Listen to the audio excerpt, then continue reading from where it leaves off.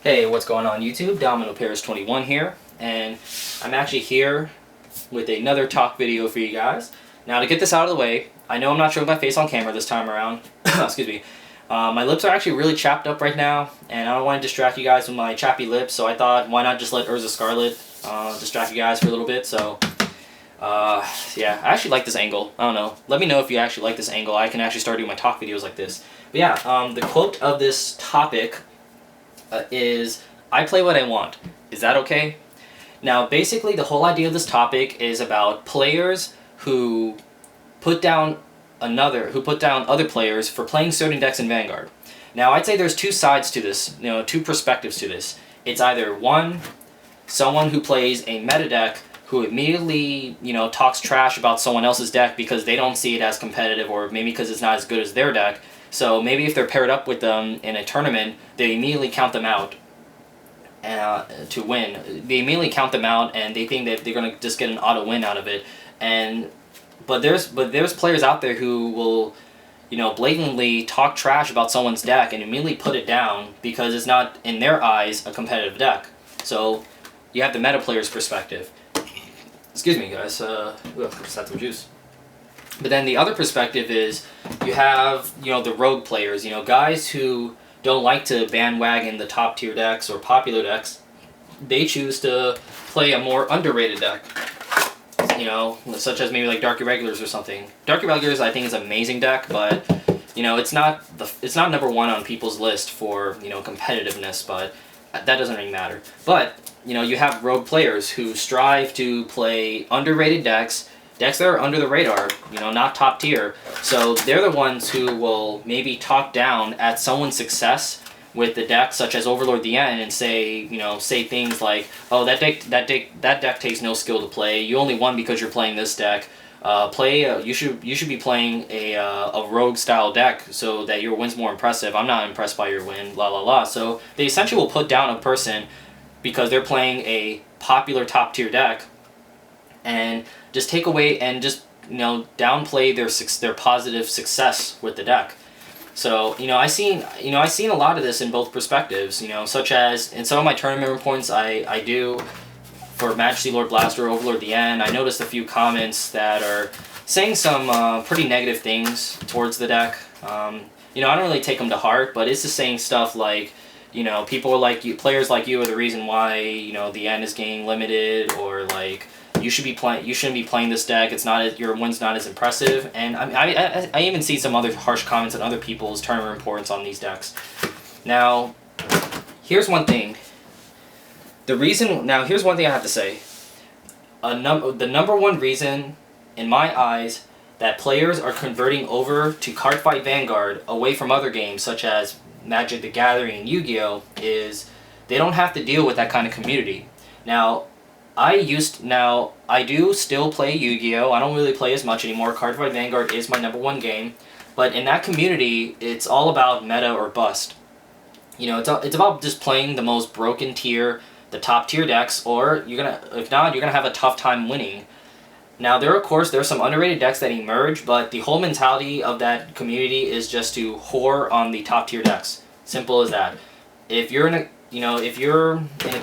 tournament and someone sees you playing a underrated deck, some people will not hesitate and just immediately count you out. It's simple as that. If you're not playing a meta deck, it's that or bust. A big charm with Cardfight Vanguard that really attracts a lot of players is you can practically play just about any deck and have a chance at winning. Now, in the long run, I'd say there are a few decks out there that I would trust more than others in competitive play that I think has a better chance of winning, but that doesn't mean that, if you're playing Dark Irregulars against Overlord the End, let me actually take out the deck. If you're playing Dark Irregulars against Overlord the End, you're not immediately counted out. That does not mean that this deck will automatically win. Dark Irregulars actually are a very fantastic deck, and I was actually thinking about taking it to regionals as well, but nonetheless, just because Dark Irregulars is not seen as the number one competitive deck does not mean that it does not have a chance against Overlord the End. It's simple as that. So, you can pretty much play whatever you want to play, and you have a chance at winning. Now, looking at the other perspective of it, now I play Overlord the End. I love this deck. I love Kagero. I've been playing Kagero since day one. If you look back at my older Cardfight Vanguard videos, my very first deck profile on Cardfight Vanguard was Blazing Flare Dragon Kagero. Now, a year ago, of course, I always wanted to play Overlord at the end. Because one of my favorite cards is Dragonic Overlord. I love this card. And, you know, to have his ultimate boss form, I mean, that's really was my ultimate goal, but I had to wait a year for it. Now, I understand that this card can be pretty overpowered sometimes, and it's a really strong card, but, you know, it's a very beatable deck. And in my personal opinion, I think those who complain so much about this deck does not know how to beat this deck, or just loses to it constantly and chooses not to try and figure out ways to beat the deck, or just is not able to do it. Simple as that. You know, now of course, you know, no offense to any players at all, but that's kind of like my viewpoint on it when I hear people, you know, talk down about this deck or talk down at players who play this deck. Now, you know, it's a very strong deck, and I enjoy playing this deck. It happens to be, labeled as a top tier deck, but at the same time, there's a lot of other decks that are considered top tier decks, so, you know, why pick on this one? But it's simple as that. If I choose to play this deck, it's my right, you know? I'm the one who invested the time, effort, and money to assemble the deck, find the cards, spend my hard-earned money on this deck to, you know, take it to a competition. If I think that this deck is going to give me the best chance at winning, and I want to win, and at the same time I enjoy playing the deck, then I think it's my right to play the deck. It's simple as that, you know? So that's one thing, that's one beauty in Vanguard is we should be able to play any deck we want to play without having to get criticized or talked down about just because we play certain decks. That's one reason why we drove away from other card games to play this game. You know, that's a main reason why a lot of players converted over. Simple as that. Now, before I let you guys go, let me actually fill you guys in on a little story. A little story related to this topic. So, I was actually at a Yu-Gi-Oh! Regionals. Yes, I know, a Yu-Gi-Oh! Regionals out of all places. I actually met a guy who played Cardfight Vanguard. He had his deck out. He was, I guess, like, testing it out or something. He was playing Angel Feathers. You know, I approached the guy. I said, hey, you play Cardfight Vanguard? He was like, yeah. And I offered him, let's play a game. He's like, sure. Because, you know, it was, like, time between rounds, and I finished my game pretty early. So, I pulled out my Overlord the End deck. And he immediately just gave, like, a bad impression on his face. He was like, oh, you're playing that deck. And I was like, what's wrong with this deck? He was like, oh, that deck is just such a skillless deck. And any player who plays that is not really skilled at this game. And I can't believe he blatantly just said that just straight up. And I was like, you really think so? And he was like, yeah. So I offered him to actually play with the deck. Play with my Overlord the End deck. And I'll play his Angel Feather deck.